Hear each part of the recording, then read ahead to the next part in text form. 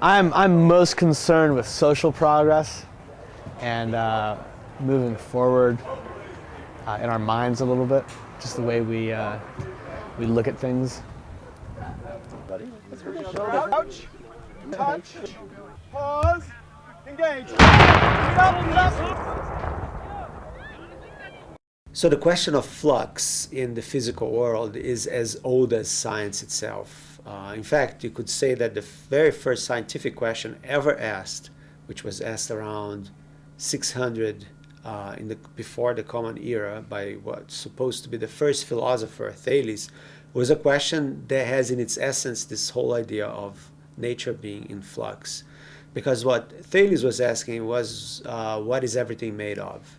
And his answer, which may be a little silly for us, but is actually quite clever, is that everything is made of water. The reason why he chose water is because water has this wonderful ability of transforming itself and of always being in cycle. So for him, nature is an organic whole, just like we are always changing as bodies. And little did he know we're almost 70% water. His idea was that nature was like an organism, and as such, it was always changing. And this idea of flux picked up then, and there was another philosopher that lived close to Thales, but a little after him, called Heraclitus of Ephesus, which was sort of the great philosopher of change. And one of his most famous quotes is the one that says that you could never step on the same river twice, because as you do, the river is not the same and you are not the same. And so the idea is that it's just not possible, you know, and so everything is always changing. And he actually said that everything is animated and nothing stands still. That is a direct quote from a fragment of Heraclitus.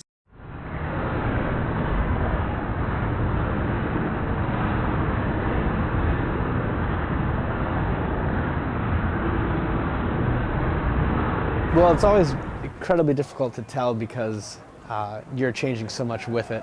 Your perspective shifts so much that it's often very difficult to tell if anything's different at all. I mean, the old adage, nobody rages anymore, can probably be chalked up simply to perspective. A lot stays the same. I mean, the structures, it's kind of like it's a series of tubes in a way, you know what I mean? Dartmouth is a series of tubes, and it's like people kind of find their tube and then they go up or down. And I don't know. I think this whole place it's both exactly the same as it was 50 years ago and entirely different, you know.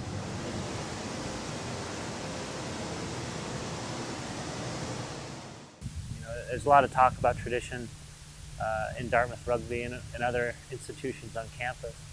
It's students that are the same age that have the same type of ambition,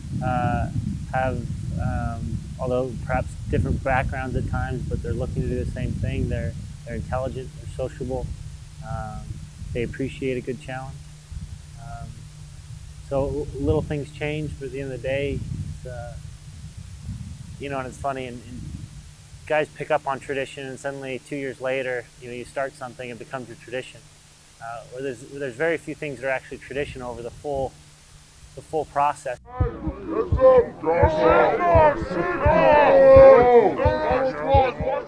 There's one my arch enemy, Chris Chan, who's trying to really change Dartmouth Rugby to one of the most new school institutions on campus. But I'm trying my best to battle that. It's really quite sad. But if there was anything that could be shared between the old school and the new school, I think let's see. That's really tough, I don't really. I think we just have to run into each other really fast, maybe just like explode in the middle a little bit. Religion, in particular, is also very new school. Some would argue that Judaism is the most old school, and I would say yes, if you're using Islam as Christianity as a comparative point. When something is new school, it's revolution. What is old school is also new school, because anything can be done in a new way. Then there was another current of thought by another Greek philosopher called Parmenides. He said that change is an illusion, that if you really want to get to the essence of everything, you have to look precisely at things that do not change. If you really want to know what is, you should not look at something that changes, because if you do, it will not be it anymore. If you really want to know what the essence of everything is, things that change are not that important. That's what's called a philosophy of being, as opposed to the Thales and Heraclitus that had a philosophy of becoming. Tension between being and becoming is really the tension that holds together the whole of scientific thought and a lot of philosophy too. I'm not really very comfortable with describing it as cyclical because I think it describes a natural process of growth, change and decay rather than a cycle happening over and over again with no kind of out.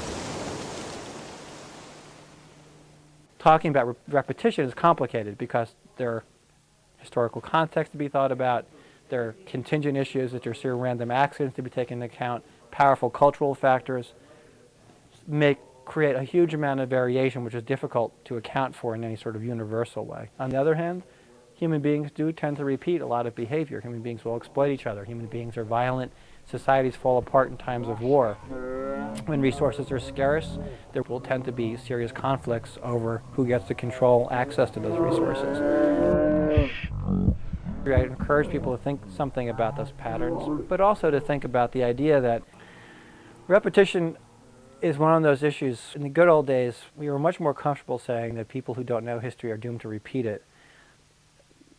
History's become much more sophisticated in its thinking about those sort of questions in the past 30 or 40 years. And I think most modern-day historians would be made very uncomfortable in thinking that history repeats itself in any exact ways. On the other hand, there are some things which are repetitive patterns in very large terms. And Greek historians like Thucydides believed in that very strongly, that because human nature is what it is, and that it doesn't change significantly over the course of time, human beings tend to engage in the same sort of behavior on a repeated basis. Political processes change, I think, throughout that text. And by political process, I mean the rise and fall of dynasties, the rise and fall of clans, as well as things that don't really have to do with such larger themes or with such large swaths of time, but just change from day to day and how people deal with it. And Thucydides says in the beginning of his history, he says, this is not a book designed to be read just now. He says, my book is a possession forever. And the reason it's a possession forever is that the kind of things that I'm describing are the sort of things that will always happen as long as human nature remains what it is. And every year changes and a different group puts a different twist on it to have those experiences, to be competitive and to enjoy it. And for them it was, and just like for these guys, it's the opportunity to compete and be the most competitive they possibly can and to enjoy that process. Stars are being born, stars are exploding. When stars are born, planets are born with the stars. When they explode, planets blow up with them. So here we are. Maybe one day the sun is going to explode and we become stardust.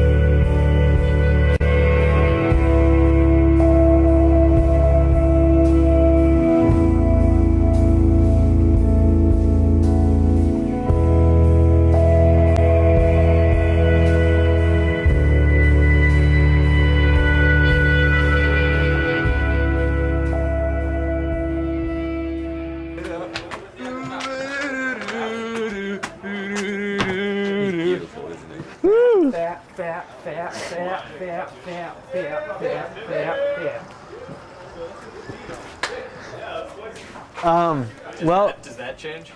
See, that's one of the great constants of this place. Is there's always that individual. It just changes body from one generation.